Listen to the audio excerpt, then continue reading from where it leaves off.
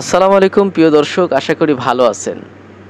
আজকে এতটা খুশির খবর নিয়ে হাজির হয়েছি, সেটা হচ্ছে ডক্টর ইউনূস। এই ব্যক্তিটি আমাদেরকে যেটা করিয়ে দেখিয়েছে, সেটা আসলে আমি বাঙালি হিসেবে, বাংলাদেশি হিসেবে খুবই অতুলনীয়, একদম পাহাড় সমতুল্য একটা কিছু আমাদেরকে করিয়ে দেখিয়েছে।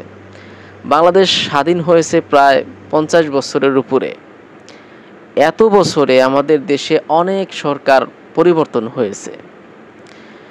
কেউ আমেরিকার একজন প্রেসিডেন্টের সাথে ভালোভাবে কোনো মিটিং করতে পারেনি, দ্বিপাক্ষিক কোনো একটা মিটিং করতে পারেনি। শেখ হাসিনা 17 বছর শাসন করেছে, তার শাসনেও এটা করা সম্ভব হয়নি। কিন্তু মাত্র 2 মাসের মাথায় আমাদের নোবেল জয়ী ডক্টর ইউনূস সেটা করিয়ে দেখিয়েছে। এবং কি আমাদের ডক্টর ইউনূস $5,000 মিলিয়ন ঋণ নেওয়ার জন্য আমেরিকাতে গিয়েছিল। মাত্র কত?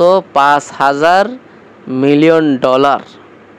কিন্তু সেটা আবদার করার পরে কি কাহিনীটা হয়েছে সেটা যদি আপনারা শোনেন, চমকায় উঠবেন। কারণ আমরা তো এরকমই একটা লিডার চেয়েছিলাম, যে কিনা মানুষের ভিতর থেকে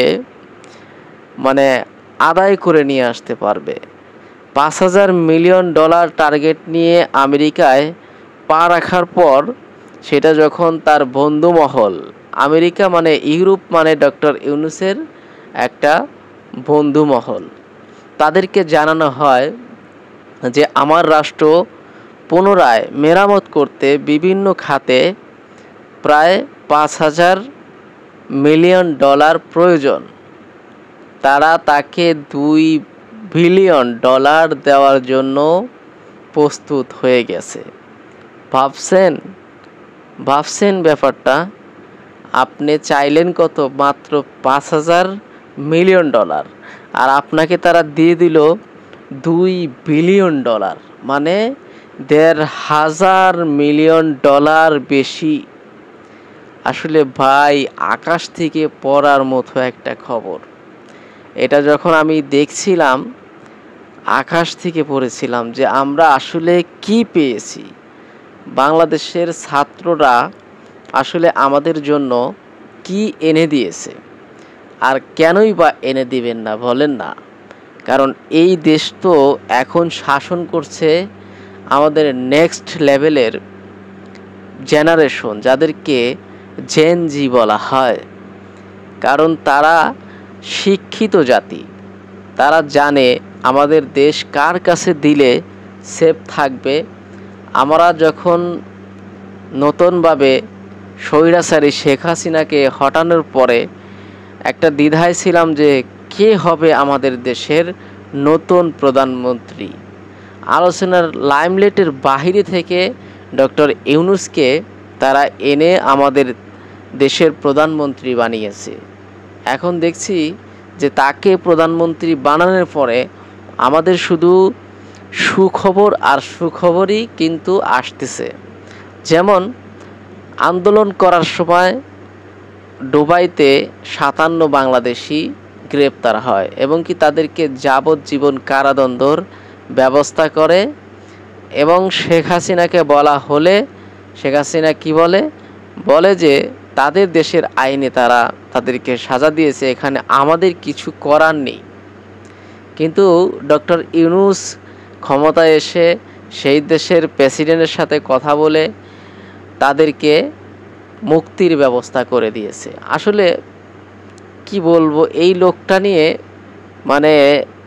কিচ্ছু বলে শেষ করতে পারছি না, খবর দেখে শেষ করতে পারছি না। মনে মনে শুধু একটা জিনিসই ভাবছি যে এত উন্নত একজন ব্যক্তিকে এতদিন কেন আমরা বাংলাদেশের সিংহাসনে বসাই নাই। যদি এই শেখ হাসিনা স্বৈরাচারীর 17 বছরের জামানা যদি আগে আমরা চূর্ণ করে এইরকম একজন যোগ্য ব্যক্তিকে বাংলাদেশের প্রধানমন্ত্রী করতে পারতাম, তাহলে হয়তোবা বাংলাদেশটা আরও 50 বছর আরও কি 10 বছর সামনের দিকে এগিয়ে যেত। আমাদের বিজিবি এবং সেনাবাহিনীকে একসময় মানুষ চুরি বাহিনী বলা শুরু করে দিয়েছিল। হাতে চুরি পরে নাকি তারা ঘুরত, তাদের সামনে দিয়ে কেউ কিছু করলে তারা শুধু ম্যাও ম্যাও করত, কিছু বলার সাহস পেত না। যেই সেনাবাহিনীকে নিয়ে আমরা গর্ব করতাম তাদের নামে এরকম একটা অপবাদ ছড়িয়ে দিয়েছিল, একটা ভাবমূর্তি তৈরি হয়েছিল জনগণের ভিতরে। কিন্তু ডক্টর ইউনূস ক্ষমতায় আসার পর সেটা একদমই চেঞ্জ হয়ে গেছে। দেখেন না, 2-3 দিন আগের একটা খবরে বাংলাদেশি বিজিবি ইন্ডিয়ানি বিএসএফকে আটক করলো এবং কি বেঁধে বাংলাদেশের ভিতরে নিয়ে এসে পতাকা বৈঠক করার পর তাকে ছেড়ে দিল। আসলে এটা কিন্তু বিশাল বড় মাপের একটা কিছু।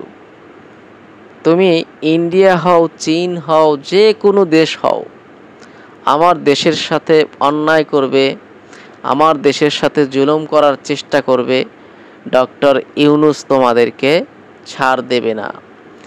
স্বৈরাচারী শেখ হাসিনা ছাড় দিলেও আমাদের এই নতুন সরকার সে কিন্তু ছাড় দেবে না। তাই এতদিন যা করেছো সেগুলো একদম ভুলে যাও মনার বেটারা। আর শেখ হাসিনার চেলাপেলা যারা আছেন, যে প্রান্তে আছেন, তারাও এই স্বৈরাচারী শেখ হাসিনাকে দেশে আনার কথা ভুলে যান, কারণ তাকে এই দেশের জনগণ আর কখনো চায় না। আমরা আমাদের দেশকে ভালোবাসি, আমরা একজন প্রবাসী, আর প্রবাসী হিসেবে আমাদের দেশকে ভালোবেসে একজন যোগ্য ব্যক্তির কাছে দেশ রেখে দিতে চাই। কোনো চোর, বাটপার, সিটিং তাদের কাছে আমাদের দেশ দিতে আর কখনো চাই না। বিদায় নিচ্ছি, আল্লাহ হাফেজ। ভিডিওটি ভালো লাগলে অবশ্যই চ্যানেলটি সাবস্ক্রাইব করতে ভুলবেন না।